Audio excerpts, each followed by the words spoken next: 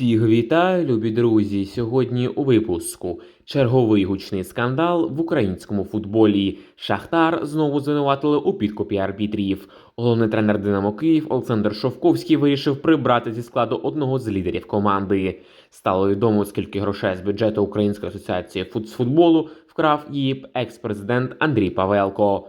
Стало відомо, хто з легенд українського футболу може зіграти на Олімпіаді 2024 року в Парижі. Артем Мілевський повертається в великий футбол. Все це, а також багато іншого на YouTube-каналі Football Days. Любі друзі, ставте лайк цьому відео, підписуйтесь на канал та поїхали дивитися новий випуск разом. Стало відомо, де будуть показувати Євро-2024. Медіасервіс Мегого став офіційним мовником чемпіонату Європи 2024 року. Усі матчі турніру будуть доступні ексклюзивно на Мегого. Також вболівальники зможуть дивитися окремі матчі УЄФА Євро 2024 на місцевих телеканалах Суспільного. Усі матчі УЄФА Євро 2024 будуть доступні на Мегого за передплатою. Деталі будуть оголошені незабаром. Андрій Лунін залишиться в Реал Мадриді. Президент команди запропонував українцю суперконтракт. Керівництво Реала має чіткий намір підписати з голкіпером команди Андрієм Луніним довгостроковий контракт, повідомляє видання Марка.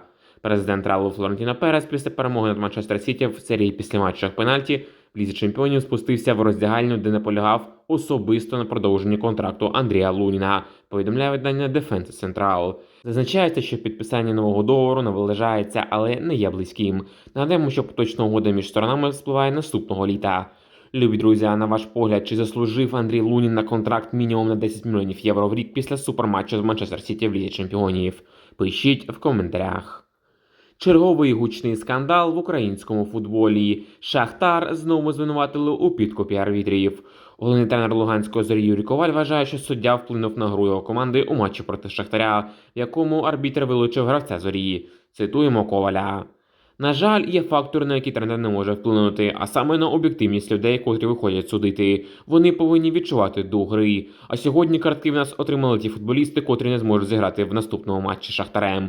І є велике питання до арбітражу. Асистент головного тренера «Зорі» та легенда чемпіонату України Младен Бартулович погодився з головним тренером та заявив наступне. Мені цікаво, коли судді підуть на детектор брехні. Всі говорять про це, а відповідей нема. Пан Чишин судив наш матч з Дніпром-1, а через 3 дні знову нас судить з Шахтарем. Немає ще інших суддів, багато питань, немає відповіді. Суддівство стало ключовою причиною поразки Шахтарем. З першої хвилини було видно, що арбітр хоче допомогти Шахтарю.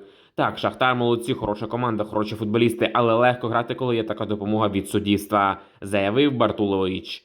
Нагадаємо, під час матчу Зоря-Шахтар головний арбітр зустрічі вилучив гравця Зорі Андерсона Жордана.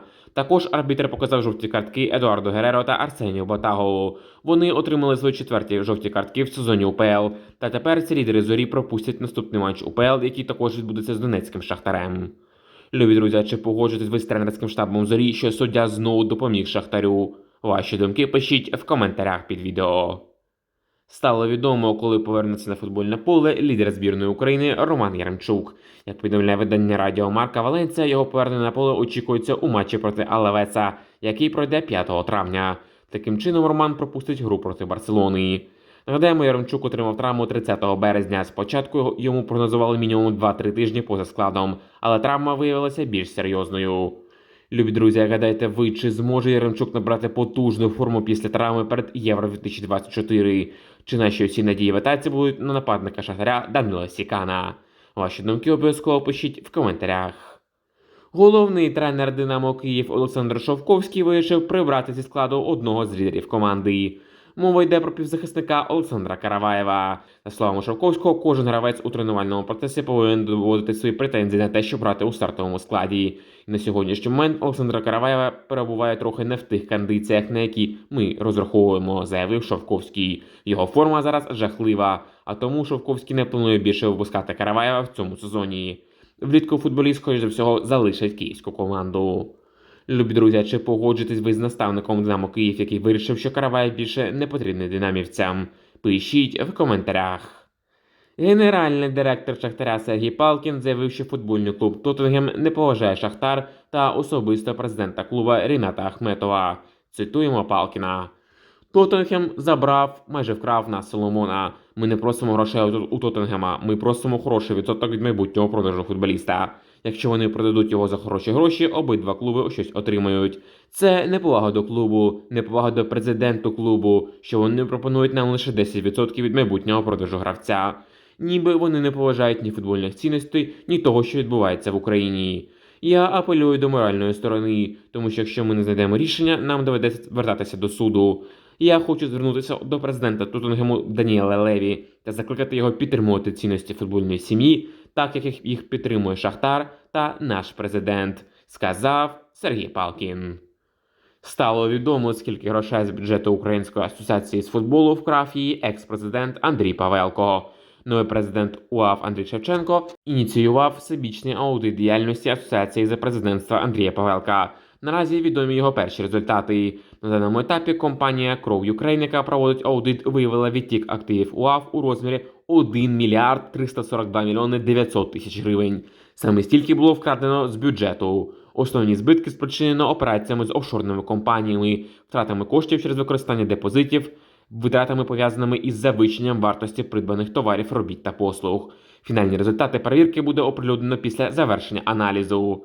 Раніше Віктор Вацко повідомляв, що було 2 спроби підкупу компанії, яка проводить аудит УАФ. Любі друзі, як вважаєте ви, якщо суді доведеться провина Павелка, то чи потрібно буде засудити його довічно за такі розкрадання грошей? Чи його знову відпустять під залог? Пишіть ваші думки з цього приводу в коментарях. Президент Металісту 1925 криптомільйонер Носов заявив, що Металіст 1925 в майбутньому буде грати в Лізі Чемпіонів, а він особисто готовий купити будь-якого гравця для харків'ян. Цитуємо Носова.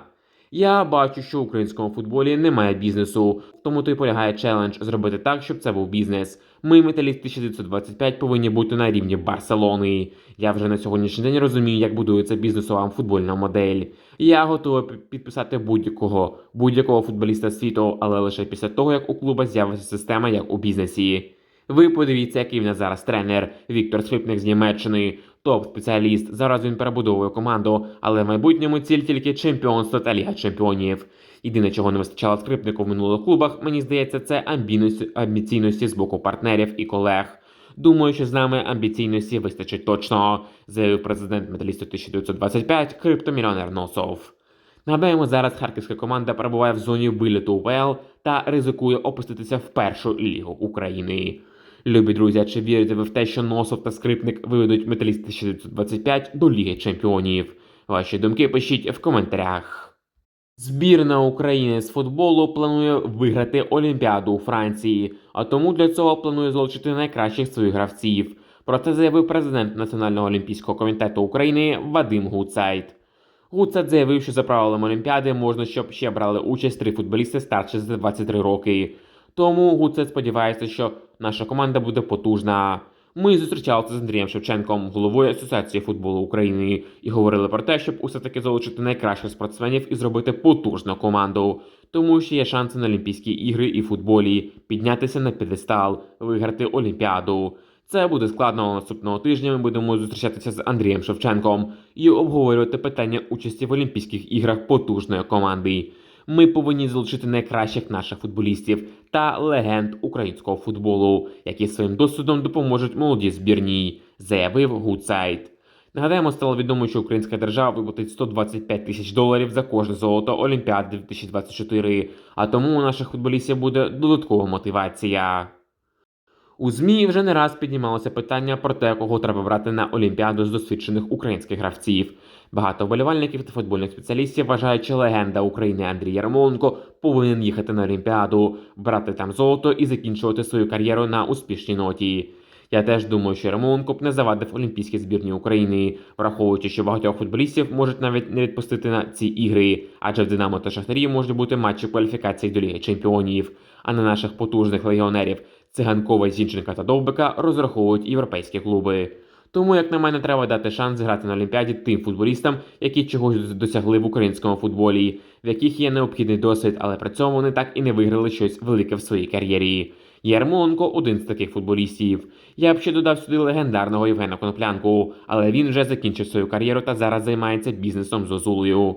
Тому в пару до Ярмоленко можна викликати в олімпійську збірну і опорника Шахтаря Тараса Степаненка. Ну а третім взяти того ж таки Ракицького для підсилення центру захисту. Любі друзі, а кого б з наших досвідчених футболістів ви б хотіли бачити в складі Олімпійської збірної України, якщо Циганкова, Довбика та Зінченка не відпустять свої клуби? Ваші думки пишіть в коментарях. Легенда Динамо Київ та українського футболу Артем Мілевський повертається в великий футбол. Екс-нападник Динамо та збірної України Мілевський оголосив про те, що підписав контракт з київським медіафутбольним клубом «Ігніс». Мілевський розповів, чому обрав саме цей футбольний клуб. Цитуємо 39-річного форварда. «Я стежу за тим, як медіафутбол розвивається в Україні. У мене було вже кілька пропозицій від інших клубів, але «Ігніс» в цьому питанні топ. У них є конкретне бачення і план того, як вивести медіафутбол на інший рівень.